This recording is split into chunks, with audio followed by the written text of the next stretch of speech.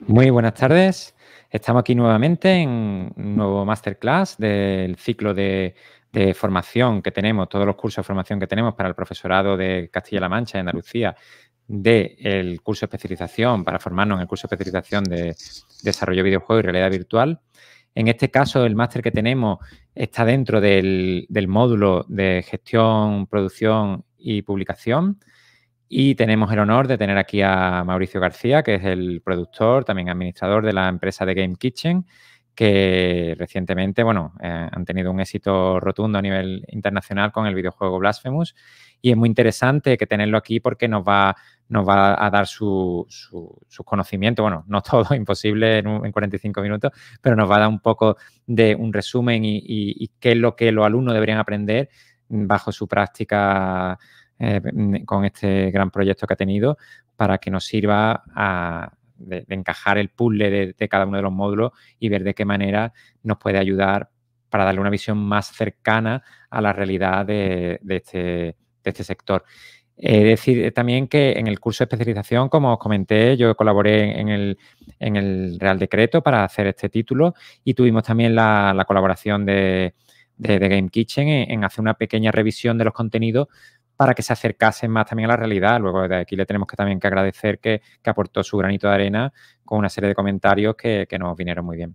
También quiero decir, antes de darle paso a él, y ya os dejo con él y yo ya me quito de aquí de pantalla, que tenemos que ponerlo a Mauricio como ejemplo, ya que proviene de la FP y eso para nosotros es un orgullo porque nosotros somos pro FP todos y queremos que nuestros alumnos lleguen a tener éxito profesional y que se motiven con casos de éxitos como el de Mauricio, que proveniendo de un grado superior de informática, pues ha conseguido poco a poco y haciéndose con mucho esfuerzo, sin lugar a dudas, y con muchos tropiezos también, seguro, y ha podido llegar a donde ha llegado. Bueno, pues sin más dilación, voy a darle paso a Mauricio y os dejo con él, que va a ser una charla muy, muy interesante. Podéis ir haciendo las preguntas que queráis y al final de su charla, pues le haré más preguntas. De todas maneras, es posible que le preguntemos durante el periodo. Bueno, Mauricio, todo tuyo. Muy buenas a todos. Os voy a hablar un poquillo de la labor del productor, la profesión de la producción de videojuegos.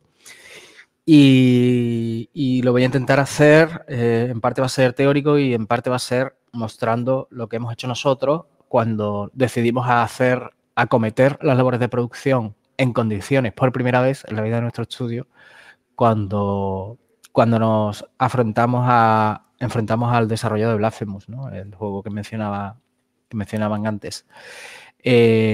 Vamos a ello. Antes de nada, lo típico de presentarme. Yo fui productor en el juego Blasphemous y hoy por hoy soy sobre todo el CEO de The Game Kitchen. Las labores de producción, ya The Game Kitchen es un estudio grande que tiene varios proyectos en ciernes, entonces pues he tenido que delegar un poco la producción en otra persona, en el equipo de Blasphemous y en cada uno de los demás equipos que tenemos. También soy mentor de desarrollo de negocio y de producción con equipos nobles, a los que estoy ayudando a que entiendan lo importante que es la producción y a organizarse bien dentro de lo que es la creación del videojuego, ¿no? Hablemos un poco de la importancia de no ir como pollo sin cabeza por la vida, ¿no? Nosotros en The Game Kitchen estuvimos más de 7 años intentando buscarnos la vida, conseguir el sueño con el que empezamos, que era poder dedicarnos a realizar videojuegos de forma profesional y tener una nómina a final de mes asegurada que proveniera del negocio de hacer videojuegos honestos que vendieran lo suficiente como para eso, ¿no? Y hemos tardado mucho en conseguirlo porque, bueno, cuando empezamos nadie te explicaba cómo hacer las cosas y una de las cosas que no hicimos nada bien fue la labor de tener a alguien al volante, de tener un productor con dedicación suficiente para hacer las cosas y para aprender cómo hacerlas bien. Eso fue lo que cambió cuando empezamos a trabajar en Blasphemous y a partir de ahí pues todo empezó a ir mucho mejor en el estudio, ¿no? Yo antes era programador y dejé de programar para empezar a ser el productor y empezar a tener tiempo suficiente como para aprender a hacerlo bien. ¿Para qué sirve un productor? Pues a muy grandes rasgos un productor tiene que soportar la misión artística del equipo. El equipo quiere expresar algo mediante el medio del videojuego, utilizando unas mecánicas y un estilo artístico y una narrativa concreta. Y el productor tiene que soportar eso. El productor no tiene que decirle a nadie lo que hay que hacer. Él tiene que procurar que las cosas se estén haciendo siguiendo una metodología, pero no es él, no es la figura del productor de la cual emanan las tareas. No, el productor no manda, simplemente invita y recuerda a trabajar con una metodología, ¿vale? Siguiendo una metodología y luego, pues, bueno, ayuda a que todo se mantenga organizado. El productor tiene que además que defender una serie de elementos dentro del proyecto que no ocurren dentro de Unity o dentro de Unreal, sino que ocurren fuera de esto, ¿no? Y son, por ejemplo, el presupuesto, cuánto nos vamos a gastar, cuánto dinero necesitamos para llevar a cabo el desarrollo, de dónde vamos a sacar ese dinero, cómo se va a vender este juego, quién va a comprar este juego, cómo vamos a comunicar el valor que tiene ese juego para esa gente, qué socios vamos a necesitar un publisher, cómo lo buscamos, ¿vale? Otra cosa muy importante que tiene que hacer el productor es evitar el crunch, es organizar el trabajo de manera que la cantidad de trabajo total sea responsable, que no intenten hacer más cosas de las que son humanamente posibles, y además de eso, pues, intentar recortar el juego o conseguir más dinero o buscar una alternativa que no sea tener a la gente trabajando 80 horas a la semana para llegar a la fecha de entrega, ¿no? Y por supuesto, pues vigilar que la calidad de lo que se está creando salga adelante. Y por último, una mención especial a la filosofía de que los videojuegos no son startups. Las startups son empresas normalmente tecnológicas en búsqueda de modelos de negocio que están muy orientadas a encontrar financiación para que un inversor semilla, después de X meses, venda su inversión a otro inversor que pone más dinero y luego ese inversor la venda otra vez y ponga más dinero. Pues eso es un tipo de empresa y normalmente los estudios de desarrollo de videojuegos son pues creadores de contenidos para plataformas. No son modelos de negocio innovadores y no son aplicables muchas de las filosofías que encontramos en el mundo de las startups, ¿vale? Pero ¿qué es lo que hace realmente un productor? Pues un productor tiene que vigilar estos 7 flancos dentro de un proyecto. El alcance, que es la complejidad de la producción, el coste, que es pues cuánto va a valer en euros el llegar a puerto, ¿no? El tiempo que nos queda por delante para el desarrollo está muy relacionado con el coste, pero hay cosas que tendrán que vigilarse desde el punto de vista del dinero que nos queda y habrá cosas que tendrán que vigilarse desde el tiempo que nos queda, porque el juego tiene que estar terminado en un día para que tal día empiece a hacerse la replicación de los discos para consola, para que tal día puedan estar en el camión y para que tal día puedan estar en la tienda donde los consumidores van a comprarlo, ¿no? Entonces, tanto el coste es limitante como el tiempo puede ser limitante. La comunicación del proyecto, que pues se trata de ver quién va a ser el cliente, quién va a ser los jugadores, por qué van a querer nuestro proyecto y cómo el juego va a proyectar ese mensaje para que la gente lo quiera comprar y lo quiera jugar. Los riesgos, el análisis de riesgos, qué es lo que podría salir mal y cuál es el plan B si algo sale mal para cada uno de esos casos, ¿vale? Los recursos humanos, la gente que tenemos en el equipo, qué más gente podríamos necesitar en el equipo, qué tipo de formación necesita esa gente, todos los aspectos relacionados con el equipo humano y por último los aspectos relacionados con que el producto tenga la calidad que todo el mundo espera que tenga, ¿no? Como veis, son 7 movidotes, cada uno de estos es un movidote en sí mismo y en un equipo grande pues habrá un equipo de producción para gestionar todo esto, pero en la mayoría de los equipos pequeños y medianos, como mucho tenemos un productor y este productor tendrá que tener estos 7 sombreros y dedicarle un poquito de tiempo a cada cosa. ¿De dónde vienen hoy por hoy los productores? Pues la mayoría de los productores son gente que lleva mucho tiempo en la industria en otros roles. En un rol de QA, en un rol de programación, en un rol de game design. Desde esos 2 roles llevan años y años desarrollando juegos y van subiendo en el escalafón y al final acaban siendo productores, ¿vale?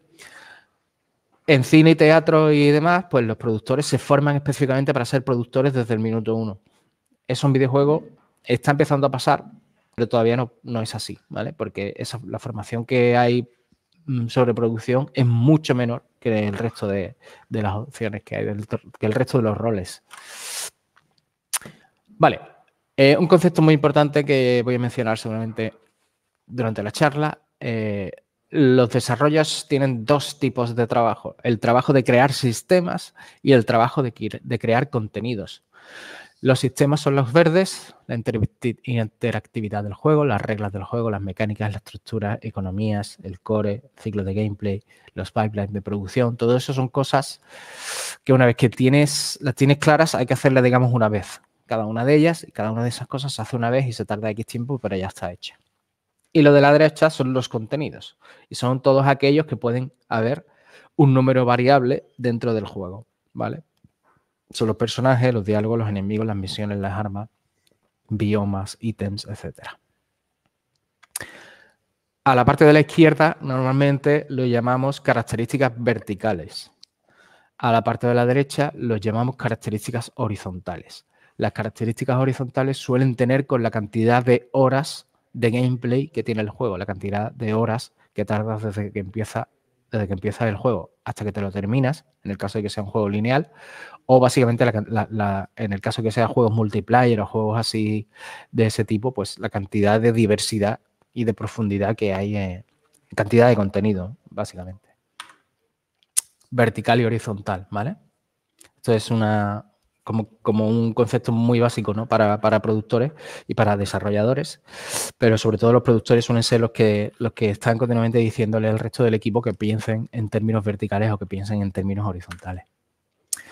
Repasito sobre las fases de un desarrollo. Pues hay varias maneras de nombrar estas fases, pero suelen ser las mismas, ¿vale? Primero es la generación de la idea, el product-sign, que es básicamente el acuerdo entre producción y marketing y game design, ¿vale? El productor tiene que vigilar el producto y el game designer tiene que vigilar pues, lo divertido. Y al final tiene que ser algo que sea muy divertido en cuanto a mecánicas, pero que sea un producto vendible, ¿no? Y esas dos cosas son el product design y normalmente acaba con un pitch, ¿no?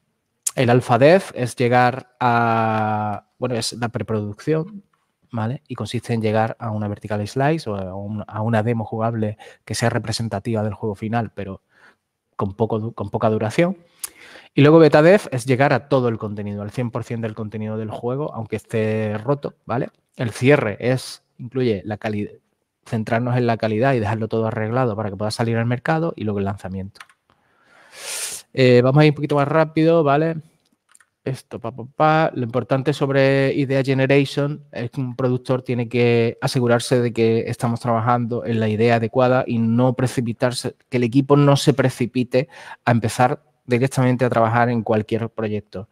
Hay que pensarse muy bien en qué proyecto nos metemos y hay que conseguir que ese proyecto cumpla unos objetivos, ¿vale? Con respecto, bueno, el estudio que espera sacar de este proyecto y asegurarse que ese proyecto tiene realmente oportunidades de cumplir esos objetivos, ¿no? Cosas interesantes a la hora de evaluar las ideas, pues que exista un intercambio de valor desproporcionado para una audiencia concreta, o, dicho de otra manera, que exista un grupo de personas con una buena excusa para comprarte el juego, ¿vale? La facilidad de desarrollo es algo que queremos buscar.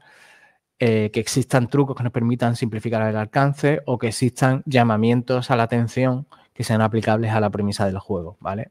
Todas esas cosas son interesantes a tener en cuenta y luego hay cosas que que le quitarían punto a las ideas, ¿no? Pues que no tenga una audiencia concreta, que el desarrollo sea más complejo que los skills que tiene el equipo, o que la probabilidad de que acabamos, por no saber cómo hacer las cosas bien, acabamos incurriendo en anti-magnets, ¿no? Cualquiera de estas cosas tendría que quitarle puntos a una idea. Medir el alcance es muy, muy, muy, muy difícil y no se sabe, no lo vais a hacer, no lo vais a saber hacer bien hasta que no llevéis muchísimos años en la industria y aún así os seguiréis pensando que las cosas son más fáciles y más abarcables de lo que realmente son. Hay una regla para los que están empezando y es nunca meterte en un proyecto que sea más del doble de complicado que algo que ya hayas terminado, ¿vale? Es un truco. ¿Qué más cosas? No es suficiente con preguntarse, ¿seré capaz de terminar un proyecto tan complejo? Sino que hay que preguntarse además, ¿seré capaz de terminarlo con la calidad excelente que espera el mercado? Porque el mercado de videojuegos solo tiene blanco y negro. O un juego es bueno o un juego es malo, no hay grises, ¿vale? Así que nuestro juego tiene que ser súper bueno. Si no es súper bueno, ya todo lo demás es no lo quiero, ¿vale? Entonces, hay que no solo terminarlo en tiempo, sino terminarlo en tiempo con un nivel de calidad brutal, ¿vale? Entonces, hay que pensar muy seriamente sobre el alcance de los proyectos. Todo esto es lo que acabo de mencionar, ¿vale? Esto no lo vamos a saltar. Vale. Anti-magnets. ¿Qué son los anti-magnets? Es un concepto muy interesante para vuestros alumnos, para que, bueno, piensen en que si intentan abordar proyectos que son mucho más complicados que lo que ellos saben hacer, al final ese producto cuando llegue al mercado se va a percibir como cojo, se va a percibir pues que tiene problemas, ¿vale? Y es algo que no queremos. Y es mucho más sencillo, mucho más, no sencillo, sino es más efectivo para vender copias de juegos, es más efectivo, digamos, pensar en términos de voy a hacer un juego más simple que pueda abarcar menos, necesite abarcar menos para apretar más, que intentar abarcar un juego muy complejo donde no voy a poder apretar nada y me va a quedar, pues, vamos a incluir en anti-magnets como el anti-magnets de gráficos malos o de falta de pulido, que son pues cosas que te pueden matar el producto una vez que llega al mercado, ¿no? Quizás los clásicos anti-magnets en los que se suele incurrir cuando eres un desarrollador junior o amateur. Llamadas a la atención. Las llamadas a la atención es, el productor tiene que pensar mucho en términos de producto, ¿vale? ¿Qué producto estoy creando? Y a la hora de definir el producto que se está creando, hay que utilizar mensajes que expliquen tu juego de una forma directa y específicamente diseñada para la audiencia, ¿vale? Tienen que tener un poder de convicción tremendo, pero solamente para el target que hemos arbitrariamente elegido que vamos a explotar, ¿no? Un determinado público. Por ejemplo, en el caso de Blasphemous, la frase que define Blasphemous es como si Dark Souls y Castlevania hubieran tenido un hijo, ¿no? Sería un mensaje de llamada de la atención que está específicamente diseñado para llamar la atención de la gente que le gusta o Castlevania o Dark Souls o ambos, ¿no? Una manera de que todo salga bien es controlar el parámetro comparativo. Si vas a hacer un juego, lo más normal es que tú expreses tu juego en base a lo que existe anteriormente. Pero si tú dices, es como un Grand Theft Auto, pero con menos cosas, pues estás creando una comparativa en la que tu juego sale perdedor. Deberías de trabajar siempre con proyectos que te permitan establecer un marco comparativo en el que tú sales ganando. Por ejemplo, voy a hacer un Tetris, pero con una temática cyberpunk. Es un juego conocido con un giro en el género, te puede dejar en un marco comparativo favorable. Mientras que si intentas atacar a un titán de la industria cuando tienes pocos recursos y pocos conocimientos, pues puede ser peligroso porque vas a salir perdiendo. Que es un desarrollador malagueño, Javi Cepa, que decía que un juego de éxito siempre empieza por definir un buen gancho de marketing, ¿vale? Y después se diseña un juego en torno a ese gancho. Pues esto es algo que tiene que hacer el productor junto con el game designer en la fase de product design, ¿no?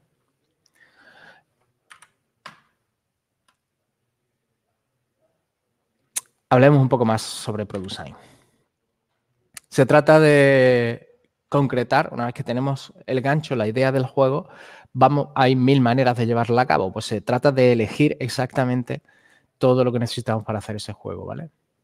Y básicamente vamos a crear el primer plan de proyecto, el plan de negocio. Bueno, plan de negocio no, porque es más relativo a la empresa, pero sí que es una primera planificación de ese proyecto. ¿En qué va a consistir este desarrollo, ¿no? La idea es maximizar la consecución de objetivos y minimizar pues que pase lo que le pasa a 9 de cada 10 juegos cuando salen, que son ignorados porque el mercado está saturado. Hay que definir muy bien el ángulo de diseño, definir todo lo que sepamos a ciencia cierta sobre el diseño del juego, un GDD a nivel boceto, con muy poco detalle, pero bueno, donde se indiquen cuáles van a ser las sensaciones más importantes a nivel de game design, y donde se definan pues la esencia del gameplay, cuál va a ser el bucle, cuál va a ser el gameplay loop, lo que va a estar haciendo el jugador una y otra vez, que tiene que ser suficientemente valioso e interesante para permitir N horas de gameplay, ¿no? ¿Qué es lo que va a hacer el jugador a largo plazo y qué es lo que le va a mantener utilizando el gameplay loop durante mucho tiempo? ¿Y qué objetivos va a percibir que tiene el jugador en todo momento? ¿Y cuáles son las oportunidades de profundidad y de expansión a nivel de game design, ¿no? Primera cosa, game design. Importante, cuando he dicho GDD, ¿vale? Hay que decir una cosa muy importante sobre el GDD. El GDD es un documento que se construye durante el desarrollo del juego. Aquí no estamos hablando de hacer el GDD como si fuera el guión de una película, que hay que hacerlo lo primero de todo, ¿vale? El guión de la película hay que hacerlo primero y luego ya van las siguientes fases. En el videojuego eso no es así. En el videojuego lo que necesitamos es un pitch, es una hoja donde diga, oye, aquí lo importante es saltar, aquí lo importante es la sensación de exploración, tiene que sentar unas bases de por dónde va a ir el game design, pero ya está, ¿vale? Es un documento de 1 página, de 2 páginas como mucho. No es voy a diseñarlo todo sobre papel de antemano. El diseño se va construyendo día a día, igual que el resto de las cosas, ¿vale? Entonces, es muy importante que no pensemos en términos de voy a diseñarlo todo sobre papel, porque luego ese diseño no va a funcionar y realmente eso lo que te coloca es en un estado mental de procrastinación en el que estás dejando la implementación y la solución de los puzzles y los problemas para el futuro, ¿vale? Para tu futuro yo cuando le toque implementar esas cosas. Entonces eso no mola nada. Unas líneas esenciales de game design son suficientes en esta fase. La segunda cosa que hay que hacer durante la fase de product design es establecer los pilares de la planificación del desarrollo, ¿vale? Los pilares de producción, producción pura y dura, que son qué fases va a tener el desarrollo, cómo podemos cortar el desarrollo en fases y cuál va a ser el objetivo de cada fase y más o menos qué fechas establecemos que pueden tener esas fases, ¿no? ¿Cuál es el presupuesto que necesitamos para llevar a cabo este proyecto? ¿De dónde podríamos sacar ese dinero? ¿Qué tipo de prototipos y entregables intermedios vamos a tener? Demos, prototipos, cosas que pudiéramos enseñarle a un posible socio como un publisher, cuándo van a estar y qué van a tener.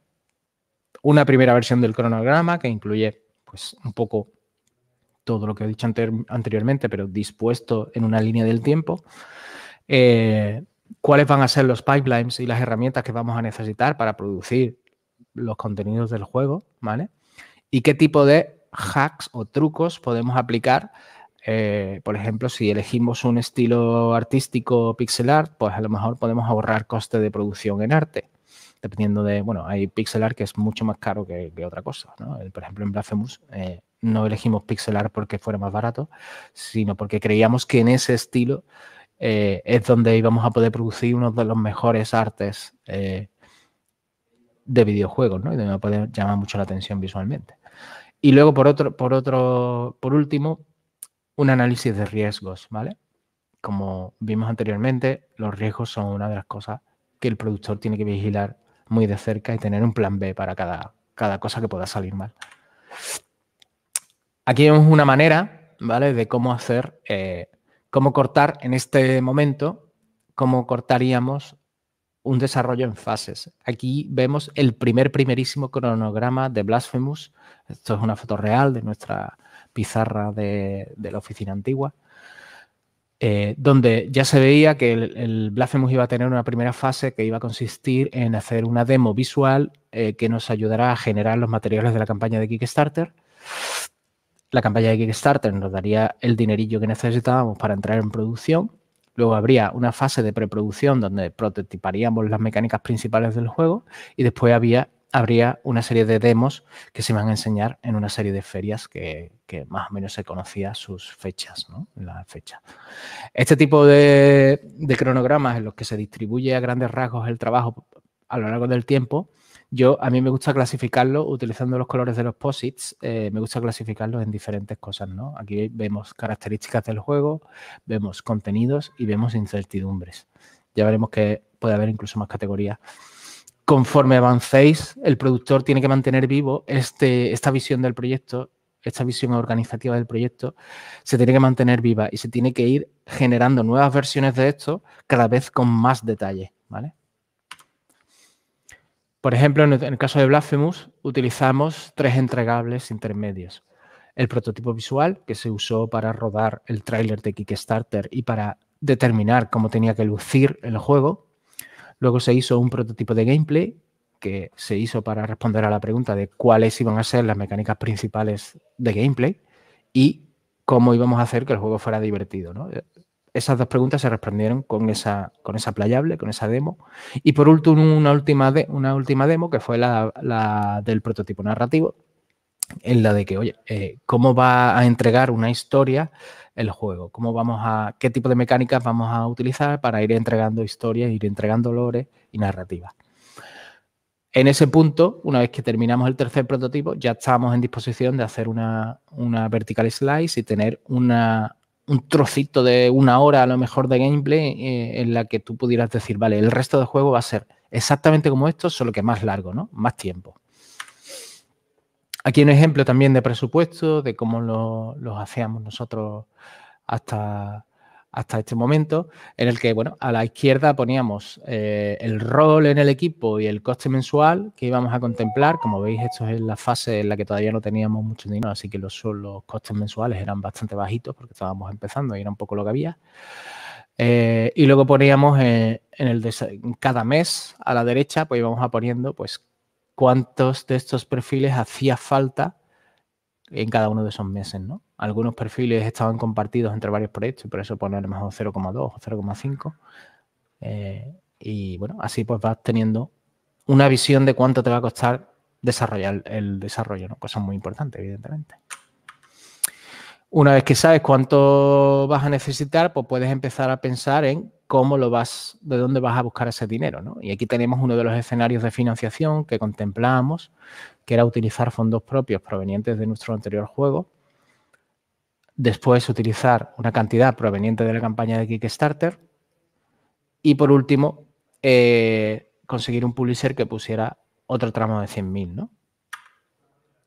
Importante. Uno de muchos. ¿Por qué? Porque si no sale de Kickstarter y tú aún así quieres seguir con el juego, pues tendrás que tener un plan B. Siempre hay que tener plan B y plan C. Por último, la última cosa que hay que resolver en ProDesign es el aspecto comercial, ¿vale? Un estudio de mercado y una definición deliberadamente concreta de quién va a querer jugar a este juego y por qué. ¿Por qué este tipo de gente va a querer jugar sí o sí? Eso tiene que estar súper claro antes de entrar en la siguiente fase. Eso se hace mediante estudios de mercado, estudiando las diferentes audiencias, viendo dónde están esas audiencias, viendo cómo se comportan con el mercado, intentando crear un envoltorio, pues coger tu juego y envolverlo en un papel de regalo que sea especialmente llamativo específicamente para ese público, ¿no? Teniendo este aspecto muy claro, es mucho más fácil tomar decisiones de diseño en el futuro y hacer que todo, al final tú lo que quieres es que si alguien ve solo 5 segundos de tu juego en un GIF en Twitter, con esos 5 segundos ya vea si ese juego es un juego para él o no.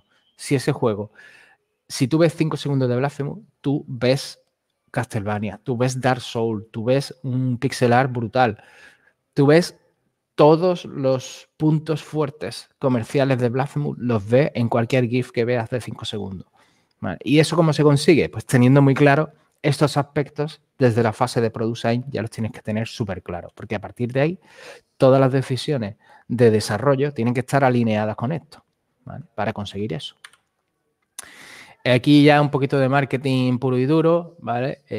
El productor, una de las cosas que puede hacer para definir su producto es pensar en términos de producto básico, genérico, esperable, aumentado y potencial, que es un concepto de marketing que a lo mejor vamos a pasar un poquito por encima, pero es básicamente pues definir tu producto muy, muy bien, conocer tu producto muy, muy bien y conocer cómo la gente lo va a percibir desde fuera, ¿no? Diseñar cómo la gente lo va a percibir desde fuera, mejor dicho. Aquí vamos a ver un poco exactamente cómo fue esta definición, ¿vale? en el caso de Blasphemous, esto es una captura del pitch real que se envió a publishers. Bueno, aquí define un poco lo que es, para quién, las plataformas que va a salir y tal, pero sobre todo esto. El núcleo de nuestro juego es rollo Castlevania y rollo Dark Souls en un mismo juego, ¿vale? Por encima de esto tenemos que es un juego de acción, que es un juego gore, que es un juego con exploración, que es un juego con una calidad y unas animaciones píxeles espectaculares, ¿vale? Y por último, tenemos llamadas a la atención, que son pues anzuelos que vamos lanzando para atrapar todavía más gente, ¿vale? Uno de estos anzuelos es el haber basado el juego en el barraco sevillano, porque es algo que nunca se había hecho en un videojuego. El tener un personaje principal raro y llamativo es otro anzuelo, la utilización de iconografía religiosa es otro anzuelo y el bebé gigante que sale al final del vídeo de Kickstarter pues es otro anzuelo que se diseñó específicamente con esa función en mente, ¿vale? Con la que al final del vídeo saliera algo que te dejara completamente con el culo torcido y llamara muchísimo la atención, ¿no? Pues esto normalmente lo tiene que hacer un productor, ¿vale? Porque seguramente no estaremos en un equipo tan grande como para que tengan especialistas de marketing de productos y al final alguien lo tiene que hacer. Si no se hace, pues si no se hace esto desde una fase temprana, lo que pasa normalmente es que el juego sale y nadie le echa cuenta, ¿vale? Porque han salido 30 juegos hoy y porque van a echarle cuenta precisamente al tuyo. Teniendo estas tres cosas, pues se pone todo por escrito y se hace el pitch interno, ¿vale? Este pitch es un documento vivo y a veces la idea del juego durante el desarrollo se matizará hacia un lado o se matizará hacia otro, entonces eso implica que el productor no solamente tiene que enforzar esta visión, sino que a veces tendrá que refactorizar esta visión del pitch y tener, pues bueno, si hay algún cambio, pues mantenerlo por escrito, ¿vale? Vamos a cerrar esta fase. ¡Pum! Pasamos a Alpha Dev. ¿Cómo organizar el trabajo durante la preproducción o el Alpha Dev? ¿Vale? Pues esta fase tiene un objetivo, que es desarrollar la mayoría de los sistemas más importantes, ¿vale? No la mayoría, sino los sistemas más importantes y tener un alfa jugable, tener muchos sistemas, un poquito de contenido, contenido, y entre ambas cosas, pues llegar a tener un alfa jugable o vertical slice que es como, pues yo qué sé, una hora de gameplay, pero en esa hora de gameplay ya sabes cómo es el combate, la exploración, un poco de progreso, un poco de narrativa, tienes un poco de cada uno de los ingredientes que va a tener el juego. Para ello hay que prototipar. El prototipado consiste en, bueno, pensar en términos de hipótesis. Yo creo que esta mecánica y esta mecánica van a funcionar bien juntas y van a dar lugar a un gameplay de tal tipo, pues se crea una primera versión de eso en funcionamiento y se le enseña a la gente, ¿vale? Y vemos si efectivamente se comporta como nosotros queríamos. Eso es el prototipado. En arte también puede existir prototipo, ¿vale? Que es que, bueno, pues mira, una hipótesis. Tal estilo artístico va a hacer que el juego sea llamativo para nuestro target. Pues eso lo puedes prototipar por separado sin necesidad de utilizar Unity. Puedes usar falsos screenshots o muy buenos concepts y utilizando redes sociales, pues ver o haciendo, bueno, pues playtesting a puerta cerrada, puedes recuperar feedback coger feedback e intentar validar si realmente genera algo guay o no, ¿no? Las hipótesis hay que validarlas, ¿sabes? Hay que pensar siempre en términos de hipótesis y validarlas lo antes posible. Luego la viabilidad en cuanto al alcance, en plan, voy a tener un equipo suficientemente preparado para realizar esto, esto y esto, pues puedes intentarlo y ver si están funcionando las cosas como querías o no, o intentar averiguar en caso de que no funcionen por qué. Si puedes solventar aquellos a donde no has llegado, lo puedes solventar con herramientas o tienes que traer a más gente al equipo, ¿vale? Y por último, las hipótesis de mercado, pues lo mismo, ¿no? Si has definido un target y crees que tienes un valor para ese target, pues intenta probar que ese target realmente existe y que realmente te va a comprar ese valor, ¿no?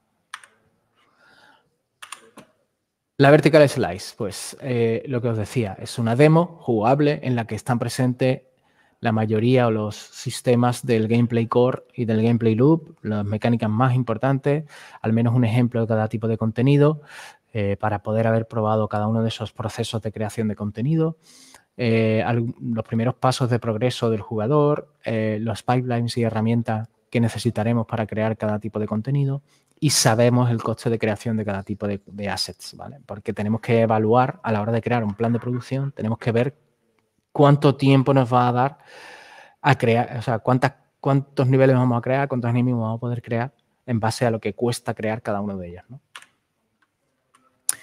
Una vertical slice es básicamente una demo, la que podemos decir, pues el juego va a ser exactamente esto, solo que más largo, ¿vale? Esa es la vertical slice.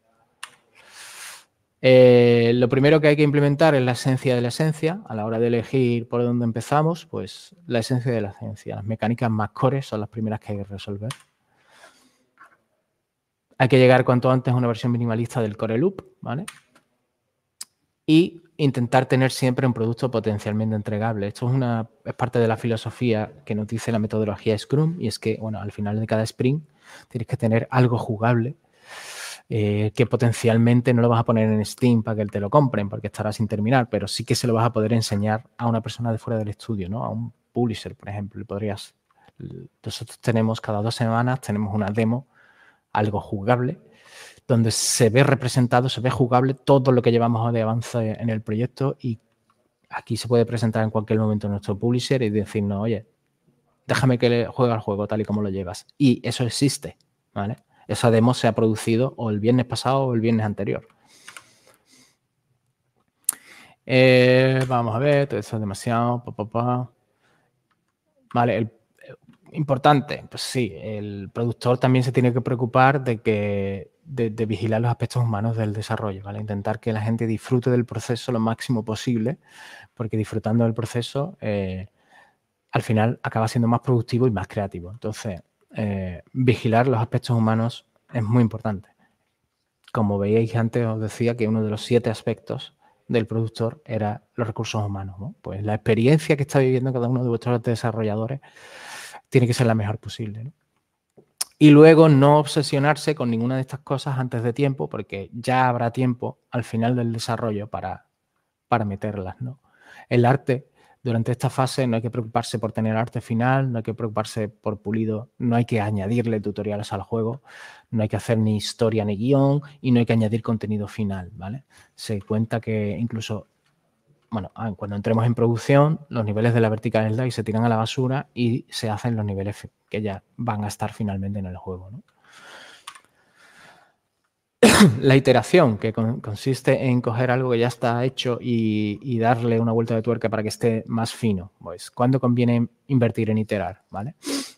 Pues si vemos el principio y el fin de la fase de alpha dev, pues al principio hay que iterar más la mecánica core y menos el acabado estético, ¿vale? Y entre medio, pues dedicarle un poco de amor a las mecánicas loop y a los procesos y los pipelines y las herramientas de creación, ¿no?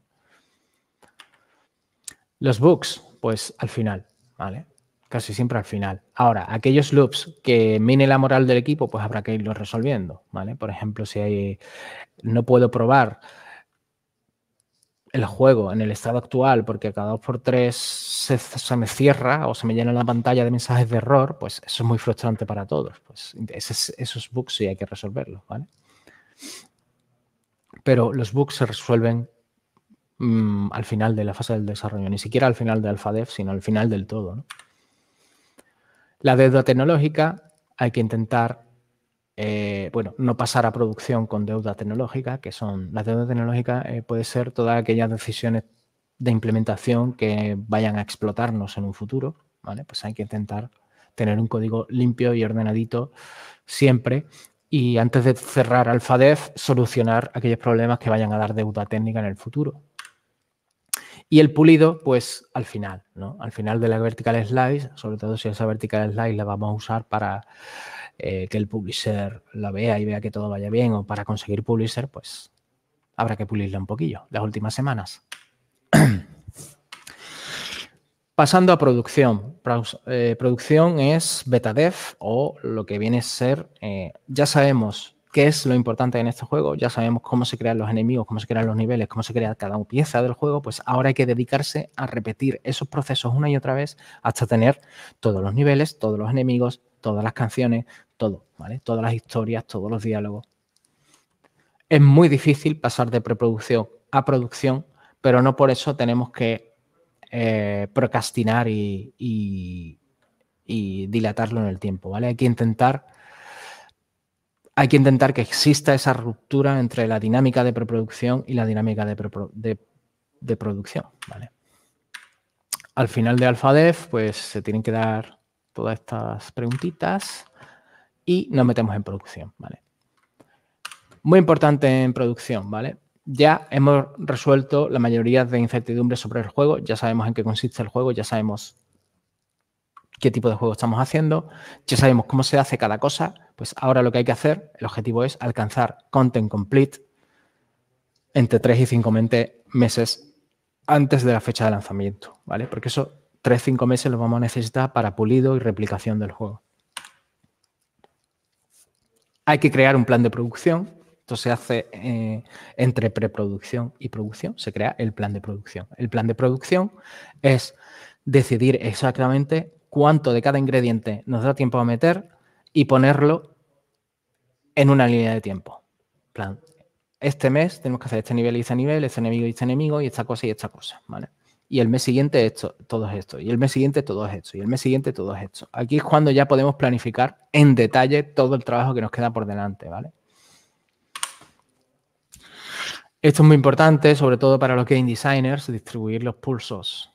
Los pulsos son aquellos bits de interés que cada hora de juego va a pasar algo muy chulo en el juego que te va a dar un boost para seguir jugando otra hora más, ¿no? Es un asunto propio de game design, pero bueno, el productor también tiene que asegurarse de que trabajamos con estos bits en mente y organizamos el trabajo. Como estamos hablando de organizar el trabajo, hay que organizarlo con estos bits en mente, ¿no? Y al final, pues hay que evaluar todo el trabajo que queda por delante y ponerlo en un plan de producción, ¿vale?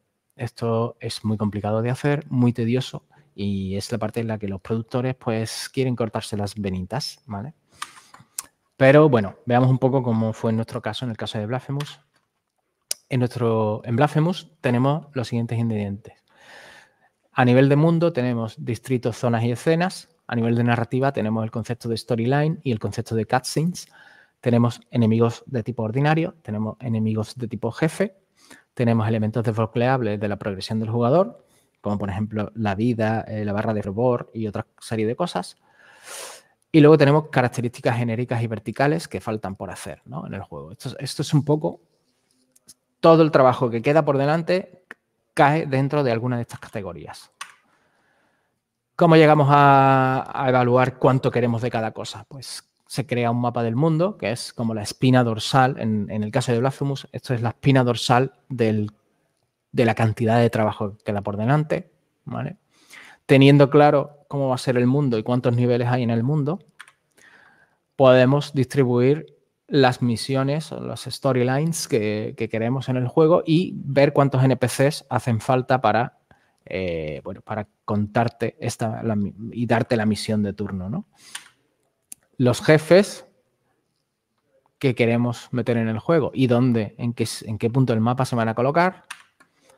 Y luego las características verticales que todavía no se han hecho, ¿no? Que todavía no se han implementado, los sistemas que todavía no se han implementado en el juego, que están pendientes y hay que hacerlos también antes de llegar a Content Complete. Una vez que sabes todo esto, ¿vale? Pues tienes que actualizar tu cronograma de producción con un nivel de detalle mucho mayor que hasta ahora, que hasta nunca, ¿vale? Y a continuación, pues tendrás que cruzar los dedos, confiarte a ese plan y hacer Scrum e intentar llegar a tiempo con todo, ¿no? En nuestro caso, pues aquí podéis ver un cronograma de producción real con cada tipo de ingrediente en un color diferente. Ahí vemos en noviembre, pues mira, tenemos hacer los créditos, hacer no sé qué, el enemigo 29, 30 y 31, tal cosa, el boss tal, el nivel cual, ¿vale? Una cantidad de trabajo, pues ya es como intentar convertir la producción del juego llevarla al máximo posible al estado de cadena de montaje, ¿vale? Este plan de producción pues, se puede dividir entre incertidumbres que quedan por resolver, que deberían ser las mínimas ya en este punto, características verticales o features que faltan por implementar en el juego, documentación que falta por generar o trozos del GDD que falta por escribir, por así decirlo, tareas de negocio y marketing que hay que realizar, para cuándo tienen que estar realizadas, y contenidos, ¿vale? Contenidos del juego. Son las 5 categorías que suelo usar, que solía usar yo en Blasphemous para distribuir el cronograma. Y luego, para cada uno de estos ingredientes, también hay que tener en cuenta un nivel extra de detalle, que es el pipeline, los diferentes pasos por los que se encuentra cada una de estas piezas, ¿vale? Porque en Blasphemous, por ejemplo, un enemigo, primero se tiene que hacer el concept del enemigo, luego se tiene que hacer la pose pixel, de ahí la implementación placeholder, luego se hacen las animaciones pixel, luego se sonoriza, luego se integra todo y luego se coloca ese enemigo y se reparte por los niveles, ¿vale? Cada uno de esos pasos por los que pasa un enemigo, desde que se piensa la idea hasta que está ya metido en el juego, cada uno de esos pasos es responsabilidad de una persona diferente en el equipo. Entonces hay que traquear en qué estado está cada uno y hay que contabilizar todo ese trabajo, ¿vale? Entonces eso lo hicimos en principio así, en una pizarra enorme. Ahí vemos en cada línea, vemos las columnas con diferentes colores, los diferentes estados por lo que pasaba cada pieza, en el caso de Blasphemous, ¿vale? Luego esto ya se portó a una herramienta en la que se podía ir quitando el trabajo y traqueando cómo iba todo, ¿no? Una vez que tengas eso, tu siguiente objetivo es llegar a la horizontal slice. La horizontal slice es la primera versión de tu juego que se puede atravesar de principio a fin, aunque esté muy poco pulido, digamos, ¿vale? Entonces, esto es la horizontal slice, que tú tienes todos los niveles del juego están presentes en la build y tú puedes ya atravesar del primero al último, aunque a lo mejor en el nivel 4 pues, todavía estás en cubitos grises y no está decorado, y en el nivel 6 falta una QTCN, faltan cosas salteadas a lo largo de todo el juego, pero por lo menos hay ya una trayectoria, hay un trayecto de principio a fin de todo el gameplay del juego, ¿vale? Esa es la horizontal slice y es el primer paso para entrar en la fase de cierre y de pulido, ¿no? Bueno, lo que acabo de contar. Luego, a la hora de distribuir el espacio el tiempo que os queda para llegar a Content Complete, pues bueno, lo principal del juego es que tenga un principio muy pulido, las primeras horas del juego, el final del juego también tiene que ser muy pulido, los elementos que estén en pantalla más tiempo se tienen que llevar pues más amor a la hora de crearlos, y luego nos tenemos que asegurar que los pulsos del juego, los bits, esos de los que hablábamos antes, pues se estén entregando, ¿vale? Esto pasamos, vale. Luego, muy importante, durante toda la producción del juego, vosotros estaréis intentando hacer un juego, el juego ideal que tenéis en la mente, ¿vale? Que está representado aquí por este rombo de líneas discontinuas. Pero conforme las cosas te vayan saliendo, pues ligeramente diferente a como tú te esperabas, ¿vale? Cuando llegas al final de beta dev, tú tienes que te has quedado corto en algunos aspectos y te has pasado de rosca en otros, ¿vale? Y al final tienes una cosa rara que está muy pulida, más pulida de la cuenta por un lado y menos pulida de la cuenta por otro. En este momento hay que hacer una cosa que es muy dura y muy difícil, y es abandonar tu visión ideal del juego, ¿vale? Nunca va a ser el juego que tú quieres ser, que tú querías que fuera, ¿vale? Y lo que te tienes que centrar es, bueno, renunciar al ideal e intentar rellenar los huecos que te dejen en evidencia, que sean percibidos como incongruencia, ¿vale? Entonces, los últimos meses, los meses de pulido, los tendremos que dedicar a intentar ofrecer una experiencia que no sea perfecta, pero que sea redonda, ¿vale? Por así decirlo. Espero que se entienda un poco la metáfora. Por último, nos vamos a la fase de pulido, ¿vale? En la que tenemos que llegar pues, a una experiencia suavecita, bueno, pues para que esté lista para el día que salimos a la venta, pues que esté disponible para los jugadores, ¿no? Y que no crache, que la gente pueda disfrutar de verdad del juego, que no tenga impedimentos relacionados con la calidad para disfrutar del juego, ¿no? Hay que pulirlo todo eliminar por completo del juego o desactivar aquellos elementos que directamente no nos vaya a dar tiempo a pulir. Es preferible que algo no esté a que algo esté y esté mal, porque si no está, la gente no va a saber que tenía que estar, pero si está y no funciona bien, va a ser peor, ¿vale? Así que una manera de hacer esto, de redondear los picos, es pues sacrificar elementos que no nos dé tiempo a pulir, ¿no? Hay que pensar mucho en la usabilidad de la UI. Esto se puede hacer con secciones de playtesting, coger el juego y dejárselo jugar a gente en ferias o en secciones a puertas cerradas para que la UI funcione, ¿vale? La UI es muy difícil hacerla por el camino. Normalmente se hace siempre al final porque los cambios en la UI suelen desbaratar el diseño de la UI. Así que es mejor mantener una UI placeholder durante todo el tiempo y cerrarla al final. Y luego, pues, hacer QA, ¿vale? Aquí entran los trabajadores que están especializados en encontrar errores y en reportar los errores. Y entramos en un ciclo de QA que cada noche tú le das una nueva build del juego a este equipo, ellos la prueban de arriba a abajo, generan una lista de cosas potencialmente mejorables. Esa lista se prioriza con la ayuda del lead, del productor y de los leads. El equipo de desarrollo hace lo que puede durante el día y genera otra build del juego y mañana se vuelve a probar y así, ¿vale? Y así cada día, pues el juego tiene menos bugs hasta que llega el día de cierre y sale, como haya dado tiempo, no hay más historia, ¿vale? Todo esto específico de QA no lo soltamos, bla, bla, bla. Y nada, ya el lanzamiento, pues normalmente lo que se hace es confiar en un publisher, ¿vale? Que tiene experiencia específica en temas de relaciones de mercado con plataformas y de marketing. El juego se prepara para las tiendas, se generan los materiales necesarios de marketing para que tengas tu pantallita chula de Steam, tu pantallita chula en la tienda de PlayStation. Y bueno, evidentemente la calidad de los materiales de marketing, los trailers y todo eso es increíblemente... Bueno, es que sin eso no se vende. Entonces tienen que ser tan buenos como el juego, ¿no? Y normalmente pues lo hacen los especialistas que provee el publisher o se contratan especialistas. ¿Qué más cosillas? Vale, todo esto, y ahí está. Los plazos, vale, importante sobre los plazos, tema de costes. Los juegos, cuando salen a la venta, es el dinero que generen, en el caso de que generen dinero, va a tardar unos meses en llegar al estudio, ¿vale? Eso es importante tenerlo en cuenta, porque las plataformas pueden pagar al publisher hasta 3 meses después y luego el publisher te tiene que pagar a ti, lo cual suelen tardar. Las ventas del primer mes te suelen llegar a ti unos 4 meses después, ¿vale? Así que ese tiempo hay que tenerlo en cuenta en tu planificación financiera. Y ya está.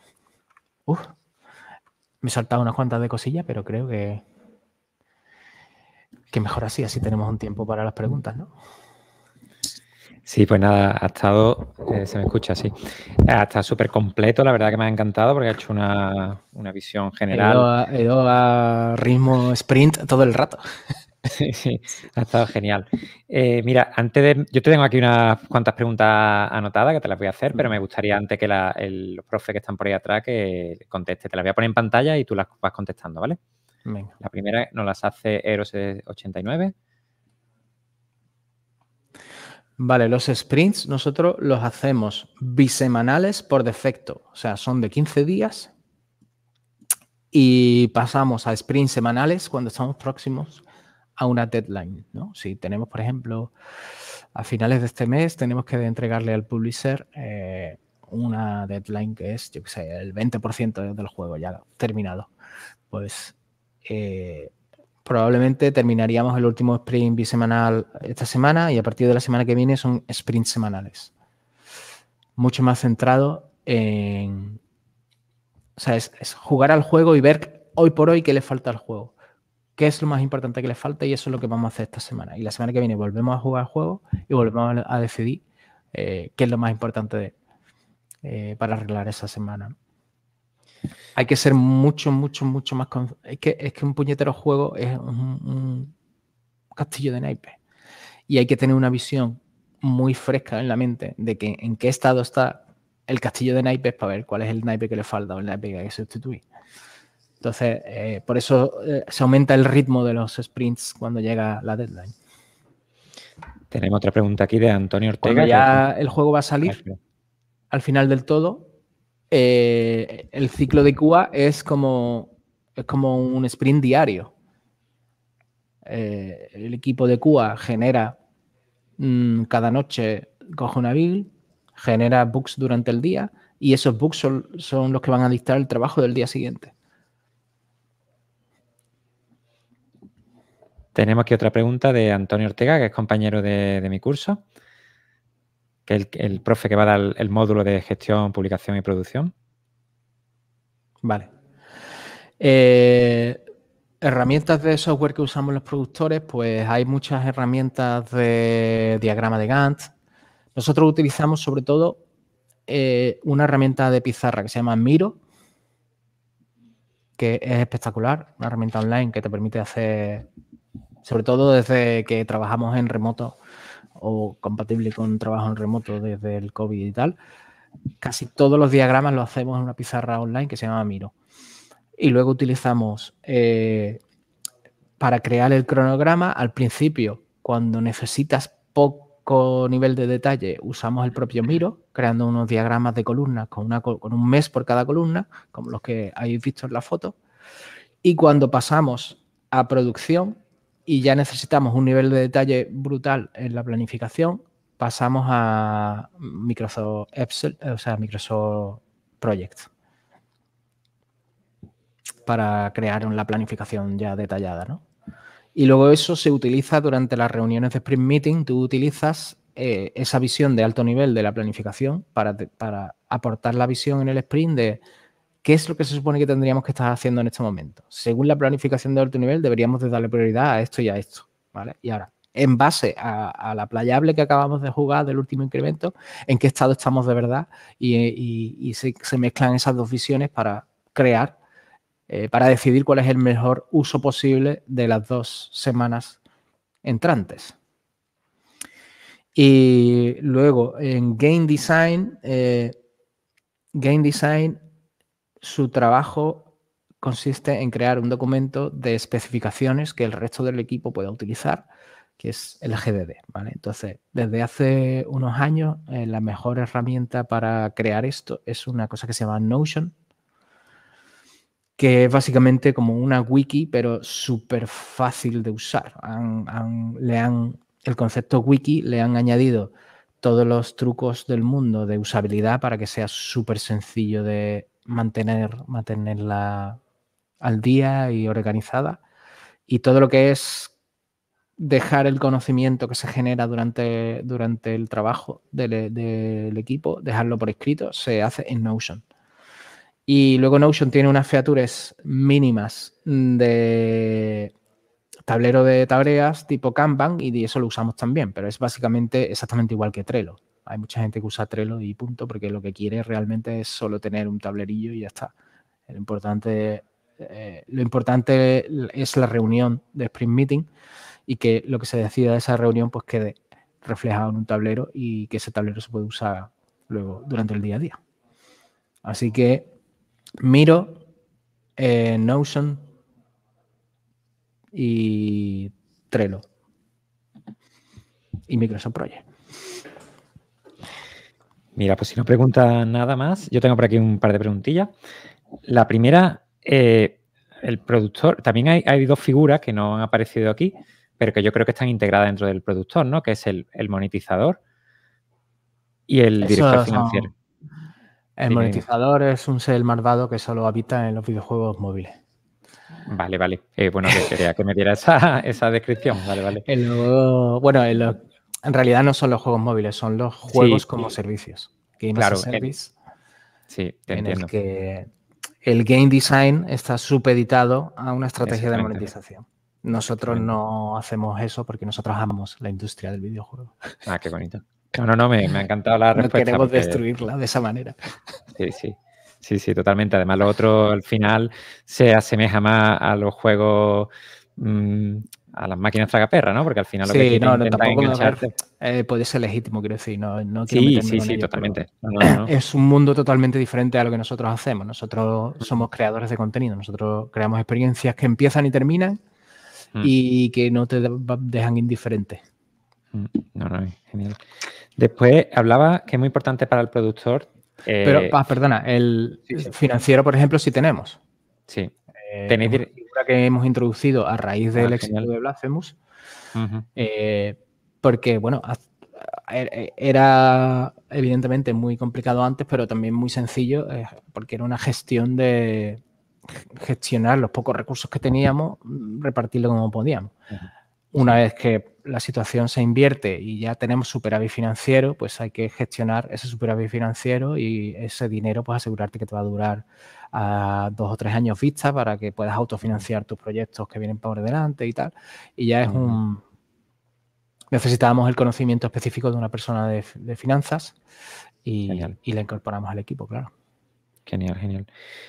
Hablabas que el productor también va a velar por la facilidad en el desarrollo. Por lo tanto, es interesante, ¿no? Aunque no tiene por qué, que el productor venga del desarrollo, ¿no? Porque le va a facilitar mucho esa tarea de saber cómo se ejecutan distintas cosas, ¿no? Sí. Que es una buena recomendación de que venga del desarrollo. El productor se tiene que sentar en la misma sala donde están los desarrolladores. Sí. Y saber de qué están hablando, claro, que no le suene a chino, porque si no... Y tiene que saber, cuando están pidiendo algo, qué es lo que implica realmente a nivel de coste. Tiene que tener la confianza del equipo cuando el equipo le diga, no, esto va a petar por esto va, ¿sabes? Tiene que saber escuchar y saber interpretar el lenguaje de todo y sobre todo tiene que actuar de grasa en los motores, porque al final el lenguaje que utilizan los artistas y los game designers y los programadores no siempre es un lenguaje compatible entre sí y necesitan un mediador que traduzca cuando un mensaje se da siguiendo los intereses de un programador, pues tiene que llegar a obtener una respuesta de game design que tiene otros intereses y hay que traducírselo, ¿no? Mira, Antonio vuelve a preguntar, una preguntilla. Pues mira, uno de los errores que claramente cometí fue el no incorporar márgenes de error. Nosotros planificamos el juego pensando en términos de, vale, esto es exactamente lo que se tarda en hacer las cosas, con lo cual, en el momento que tardes un poco más porque tengas el mínimo problema, Enrique Cabeza se partió un brazo, cosas que al final hacen que las cosas no salgan exactamente como se suponía que tenían que salir, pues te quedas sin margen, ¿vale? Y eso fue algo que pecamos de confiados y de novatillos, ¿no? Al fin y al cabo, Blasphemous es un proyecto que para nosotros era como 10 veces más grande que lo anterior que habíamos hecho, que era The Last Door, que es un minijuego, ¿no? Y por vergüenza no pedimos más dinero, por vergüenza no dijimos que íbamos a tardar más de lo que... Y no incorporamos esos márgenes. Tendríamos que haber dicho, vale, vamos a meter 6 meses por delante. Vamos a decir que esto se tarda 6 meses más y que no se puede hacer en tanto tiempo, sino en tanto. Y ya si lo terminamos antes, pues eso que nos encontramos, ¿no? Y con el dinero igual. Eso es algo que nunca más me ha pasado. Claro, los proyectos que he dirigido más allá de Blasphemous, incluidos los propios DLC de Blasphemous, se ha incluido márgenes de tanto en lo económico como en lo temporal. Y todo ha ido mucho mejor.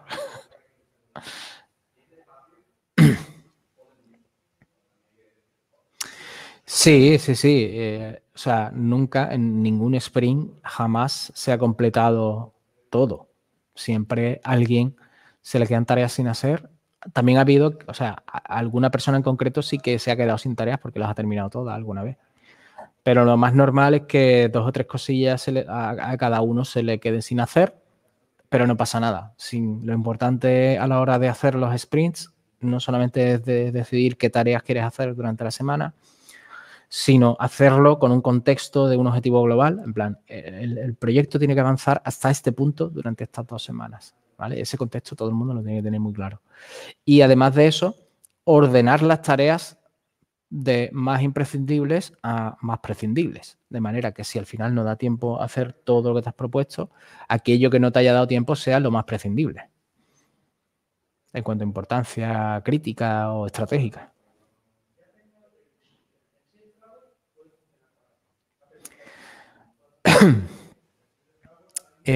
Vale, yo cuando hice FP el mundo era muy diferente porque tengo más años de lo que aparento. Y solo existía un estudio de videojuegos prácticamente en España, que era Piro Studios. Entonces, yo hice FP, pero yo hice FP... cuando hice FP no estaba persiguiendo una carrera en desarrollo de videojuegos porque no creía yo que eso fuera posible. Yo no conocía personalmente a nadie que desarrollara videojuegos. Nunca había oído a nadie. No existía YouTube, no podía ver, no había visto un vídeo de alguien que desarrollara videojuegos contando cómo lo hacía o cómo se llegaba a ser uno de esos, ¿vale? Para mí, ser desarrollador de videojuegos, yo imaginaba que alguien tenía que hacer los videojuegos, pero yo no sabía ni quién era, ni dónde estaban, ni cómo llegar ahí.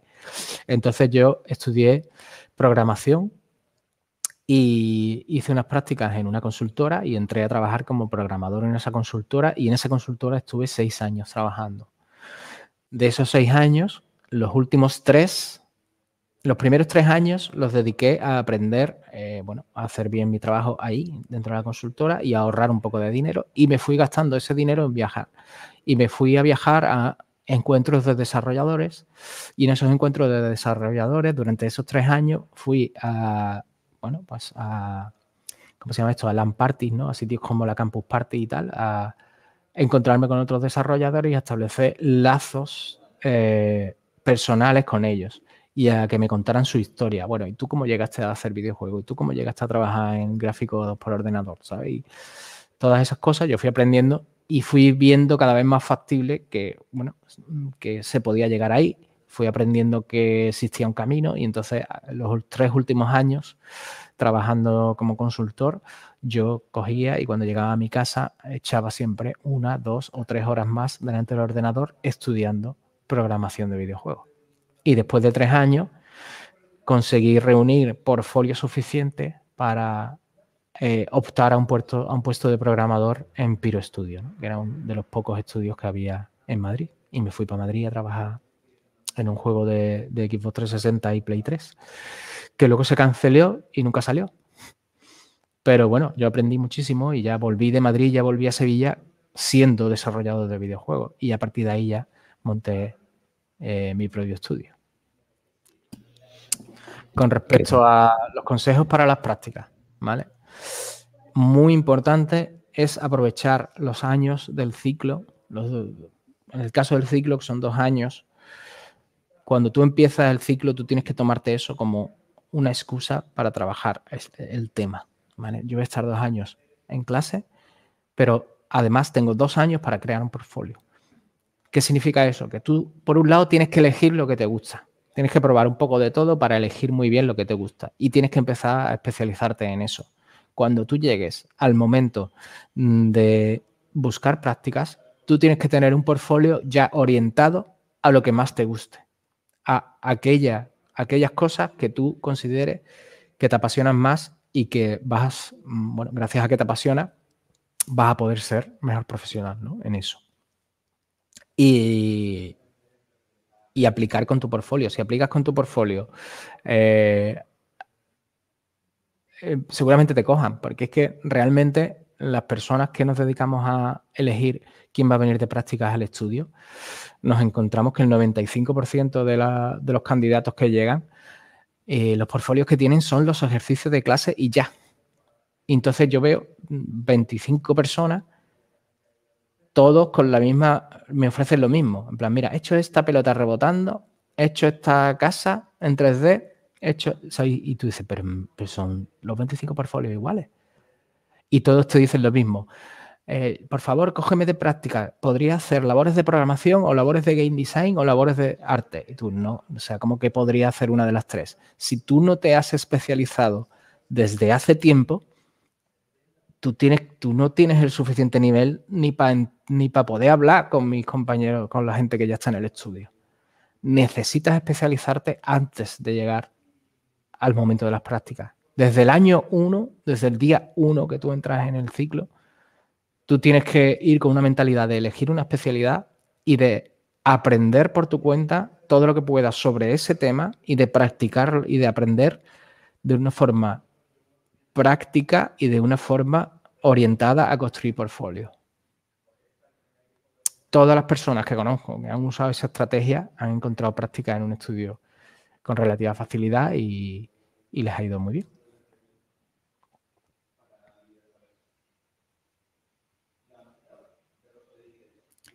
Play to earn. No conozco ese término. Yo entiendo que irá más por la línea de la monetización o algo así, ¿no? Como lo que hemos hablado antes. Yo creo que irá por ahí lo de play to earn, ¿no? El jugar para ganar. No lo sé, la verdad. También lo desconozco también. Mientras que nos vuelve a escribir Diego con una nota aclaratoria, te iba a preguntar un par de preguntillas más. Por ejemplo, la documentación y entiendo yo que todo el código y todo, ¿lo hacéis en inglés o no? Eso es como curiosidad para intentar hacerlo nosotros sin clase y tal. Absolutamente todo en inglés. Vale. Respondida, porque estamos empezando ahora con el curso y yo estoy insistiendo todo en inglés, incluso comentarios, incluso documentación, entiendo yo, ¿no? Game design, el GDD, todo. Ten en cuenta que si tienes suerte y tu publisher, y tu juego lo coge un publisher, ese publisher con grandísima probabilidad no va a ser español. Y lo quiere todo, claro. Sí, y vas a tener que trabajar con él y cada 2x3 le vas a decir, bueno, para empezar, la QA, el departamento de QA te lo pone el publisher y no van a hablar español. Entonces, el GDD tiene que estar en inglés porque la QA tiene que saber lo que se supone que tiene que estar en el juego para luego comprobar si efectivamente está en el juego. ¿No? Entonces, ese GDD tiene que estar en inglés, el código tiene que estar en inglés. Como no esté en inglés, se te cierran una cantidad de puertas que flipas. Muy interesante. Pues genial, porque eso es, vamos, ahora que estamos empezando. El mundo ya es de por sí complicado, como para encima cerrarte las puertas gratuitamente. Poniendo cosas y el juego igualmente diseñarlo siempre, por lo menos en 2 idiomas, español e inglés mínimo, ¿no? Que cuando el juego debería estar en inglés y luego ya lo que te puedas permitir. Claro. Mira, Diego nos ha aclarado. Eso es lo normal en un juego indie, ¿vale? Depende también si vas a hacer un juego para Fundación 11, pues entonces no. Pero si es un juego indie para sacarlo en Steam y tal, primero en inglés y luego ya, si te puedes permitir otros idiomas, pues otros. Mira, Diego nos ha aclarado el tema de Play to Earn. Entiendo yo que es lo que hemos hablado antes, ¿no? Vale, eso son... Siempre va a haber cierto grado de innovación en cuanto a cosas de motivación o cosas de negocio y nuevos modelos de negocio. Pero nosotros en el estudio, nos dedicamos a hacer contenido, a hacer videojuegos tradicional, una experiencia que tú de antemano sabes que va a valer la pena, la quieres, la pagas, la disfrutas y con suerte te deja un pozo de sabiduría o te ha transformado de alguna manera como consumidor. Eso es lo que nosotros hacemos y eso es un tipo de videojuego que siempre va a estar. Ahora, habrá otros tipos de videojuegos. Hace tiempo surgió el Game as a Service y sigue siendo, bueno, el que más dinero genera hoy por hoy. Pero siguen existiendo los juegos de consola. Y ha salido, por ejemplo, el juego en la nube, en vez de tener tú la tarjeta gráfica o la consola consumiendo vatios en tu casa, pues lo juegas en la nube y te llega un stream. ¿Quiere decir eso que por ahí va a ir los tiros en el futuro? No, será una opción más. Al final, el público de los videojuegos, o sea, los consumidores de videojuegos son prácticamente el mundo entero, todos los puñeteros humanos que son un montón. Los que todavía no son parte del público es porque no tienen quizá acceso a internet o no tienen poder adquisitivo, pero quizá lo tengan en el futuro. O sea que vamos a tener clientes a millones, a porrillos. Y cada uno querrá una cosa diferente, ¿vale? Nosotros personalmente, en cuanto a los NFT, consideramos que son una puñetera barbaridad. Eso no vale para nada. Eso es una cosa especulativa que encima viene asociado a un coste energético totalmente inasequible, ¿vale? Entonces, nosotros todo lo que tiene que ver con NFT directamente lo mantenemos al margen porque no queremos tener absolutamente nada que ver con esa mierda. Luego, hay juegos donde tú puedes ganar premios por jugar, pero a cambio vas a tener que estar consumiendo publicidad. Entonces, el operador del juego consume, te pone publicidad, para ponerte publicidad te roba tus datos personales y a cambio de eso, pues te da yo qué sé, por cada 4 horas de gameplay que estés dentro de la plataforma, pues te da una recompensa económica. Pues bueno, puede funcionar, pero bueno, va a haber mucha gente que no esté de acuerdo con vender sus datos personales o con sacrificar su tiempo libre para obtener ese beneficio. Habrá gente que lo quiera y otra gente que no. Ya está. Hay para gustos colores y en modelos de negocio queda mucho por inventar todavía. Y yo lo que sé seguro es que se invente lo que se invente, la gente siempre va a querer leer una buena novela, ver una buena película y jugar a un buen videojuego de los que nosotros hacemos. Así que yo puedo ahí decir me voy a quedar. Sí, yo puedo decir que casi me he terminado Blasphemous, me quedé en el último boss, ¿no? Y lo di ya por perdido. Y la verdad que... Eso es heroico. La verdad que sí, le he dedicado muchas horas. Eso fue justo antes de la pandemia, me acuerdo que casi 2 meses para llegar hasta ahí. Y la verdad que disfruté una barbaridad, es una verdadera obra de arte, ¿eh? Yo cada día que me ponía disfrutaba por lo que estaba viendo, por la experiencia que tenía. Y es lo que tú dices, eso hay que valorarlo. Y la verdad que había hecho un trabajo excepcional. Eso siempre va a tener su público. Sí, y pues, siempre totalmente, que lo vamos. hagas bien. Sí, vamos, porque es que sí, sin lugar a dudas. Mira, Antonio, mi compañero del centro, hace una pregunta muy interesante que te la había yo aclarado también un poco, porque dice, claro, lo que yo te comenté antes en el backstage, que era cómo enseñamos esto a nuestros alumnos, ¿no? Entonces, ¿de qué forma, ponte en el papel de que si tú tuvieras que enseñar esto a los alumnos, de qué forma práctica aplicarías estos conocimientos para aplicarlo, hacer simulaciones de estudios indie, no sé, ¿qué consejo nos daría para aplicar esto a un aula de manera práctica, ¿no? Pues yo creo que la fase de idea generation y de product design se pueden hacer en modo hackathon, ¿no? En modo actividad de X horas. En plan, vamos a generar ideas, luego de esas ideas elegimos, cada grupo de trabajo elige una y la siguiente fase lo que vamos a hacer es crear un pitch de esa idea donde se estudien los 3 ángulos. El ángulo de organización de la producción, el ángulo de definir el producto y el ángulo de definir el núcleo de game design. Y en vez de generar el juego, que se tardaría años, pues generas un PowerPoint donde explique esas 3 vistas y todo eso puede ser un ejercicio de clase para explicar, porque al final crear ese microplan o ese plan temprano de producción te obliga a pensar qué aspectos vas a afrontar antes, qué incertidumbres hay, en qué orden las vas a afrontar, qué tipo de prototipo harías para resolver cada una de esas incertidumbres. Creo que nosotros en nuestro centro hemos planteado entre todos los profesores el último mes dedicarlo a hacer un proyecto final, aunque no está incluido en la normativa, pero vamos a hacer como un proyecto y la parte del módulo que va a dar mi compañero Antonio pues va a ser muy relacionado con todo esto que está hablando, ¿no? De generar, de hacer, coger el rol de productor y hacer un poco el plan de negocio, el plan de producción, intentar ver los distintos roles, simulándolos, porque no vamos a poder hacerlo de manera real todo, pero de alguna manera yo creo que sí se puede aplicar de manera lo más práctica posible, ¿no? Hombre, no es lo mismo que estar en una empresa, de hecho, por eso están valoradas después las experiencias, sin lugar a dudas. Mira, yo tengo otra preguntilla.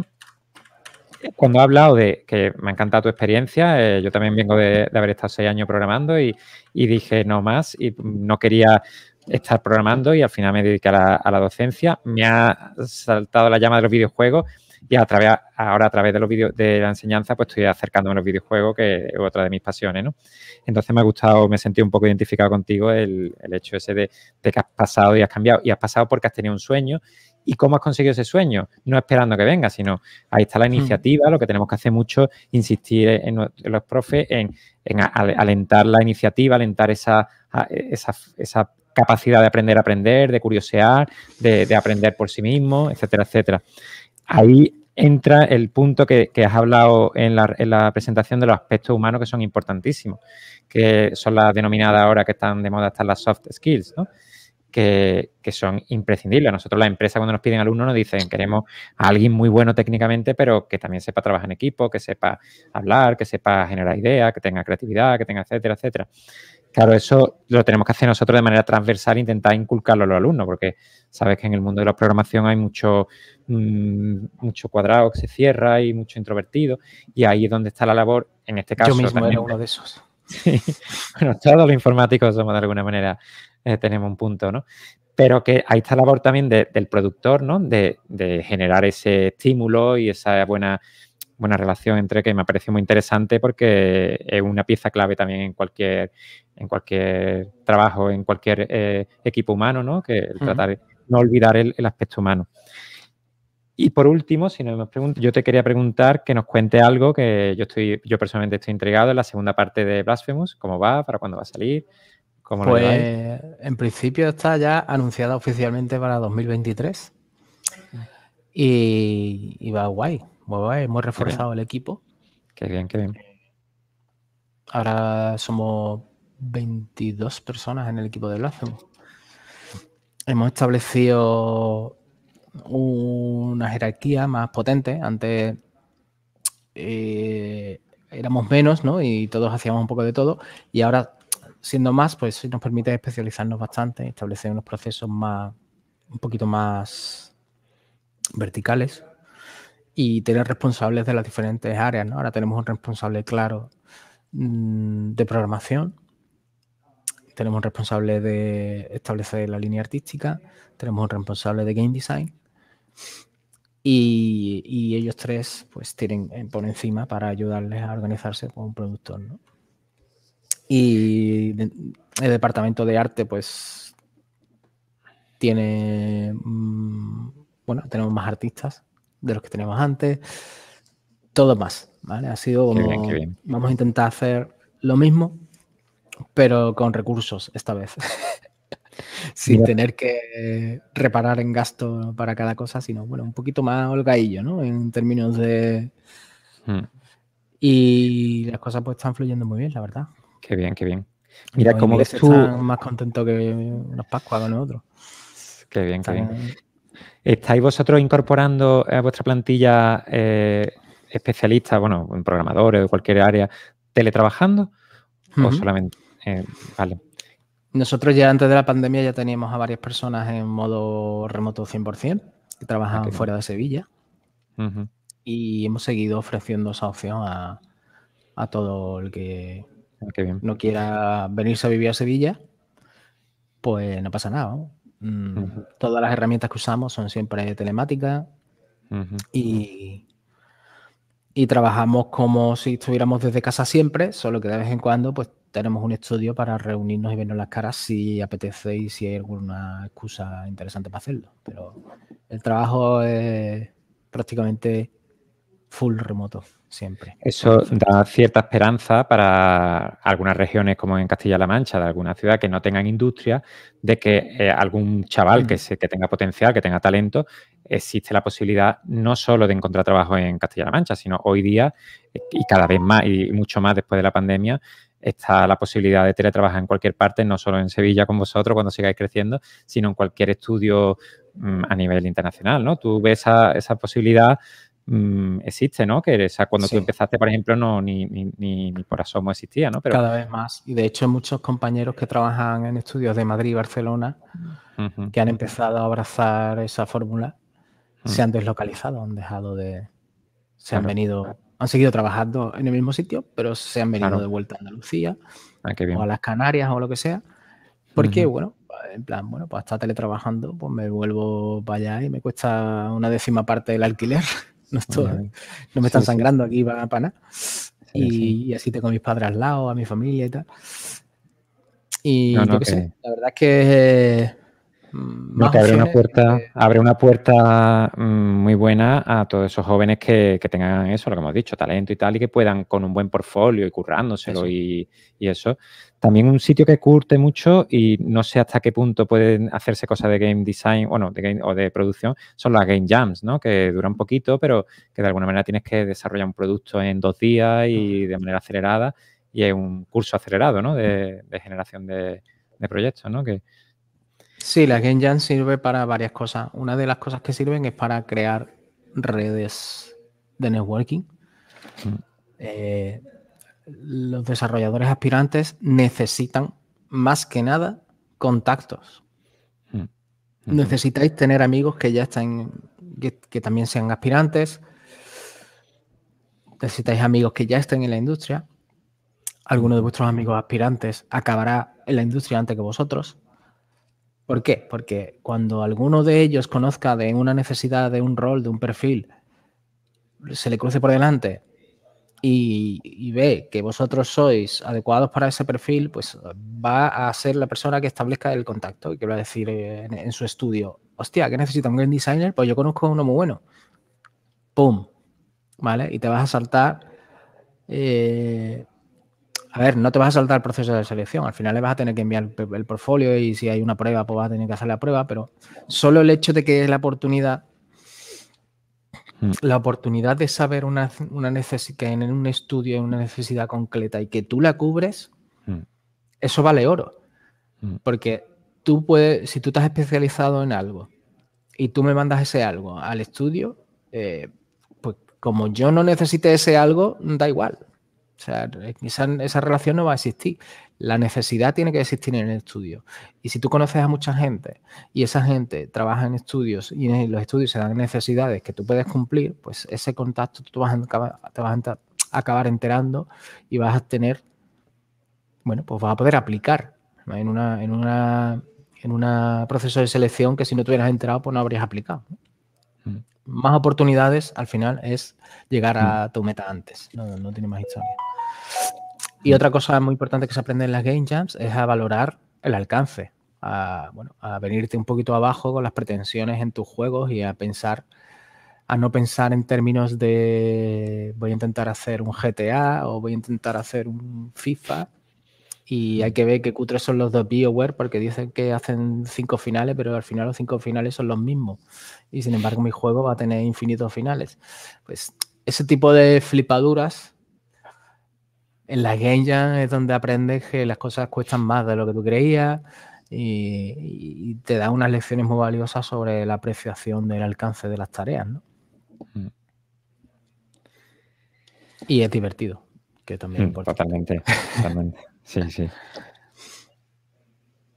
Pues nada, yo por mí, no sé si hay alguna preguntilla más por ahí. La verdad que ha sido fabuloso, ha sido una suerte tenerte por aquí porque nos has dado una visión más cercana imposible al mundo real, ¿no? De la industria. Y además de aquí de Andalucía, que no es que hayamos cogido a alguien de por ahí que sea irreal, ¿no? Que lo tenemos aquí.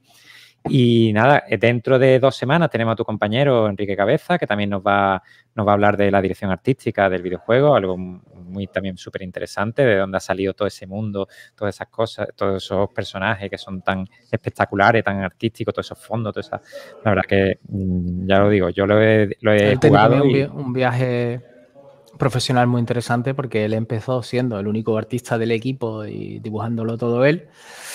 Y él ha tenido que crecer en su lado organizativo, es decir, bueno, mi trabajo va a ser cada vez más organizar a otros artistas y cada vez menos estar yo delante de Photoshop. Y me imagino que sobre eso pues os contará también muchas cosas. Qué bien. Genial.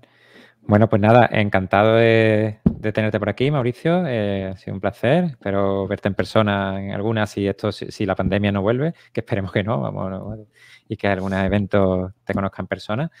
Y nada, que muchísimas gracias. Esto se queda, ya como hemos dicho, grabado en Twitch, después lo subiremos a un canal de YouTube. Y nada, pues... Espero no haber dicho ninguna barbaridad. No, ha sido todo súper interesante y si lo has dicho, pues bien dicho está. Pues ahí saqueado, ¿no? No hay que cortar nada.